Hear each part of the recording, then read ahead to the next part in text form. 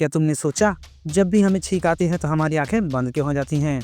इसका क्या लेना देना है इसके साथ? तो देखो, सबसे पहले ये समझो कि हमें छींक आती ही क्यों है। जब भी हमारी नाक में कुछ ऐसे पार्टिकल जैसे डस्ट या परफ्यूम वगैरह घुस जाते हैं और नाक में ब्रेक डांस करने लगते हैं, नाक में इरिटेशन करते हैं, तो दिमाग के पास सिग्नल जाता है और दिमाग बोलता है कि भैया यह पार्टिकल शरीर को नुकसान पहुंचा सकते हैं, तो फटाफट इन्हें बाहर निकाल दो। और हमें छींक आ जाती है ताकि वो गंदे पार्टिकल बाहर निकल जाएं। पता है, छींक एक बार आए तो चलता है, पर यह तो आती ही जाती है, रुकती ही नहीं है। खैर, छींक आते वक्त हमारी आंखें इसलिए बंद हो जाती हैं क्योंकि वो गंदे पार्टिकल्स अभी अभी हमारी नाक से बाहर निकले हैं, वहाँ आँख में ना चले जाएं, इसलिए छींक कितने प्रेशर के साथ आती है।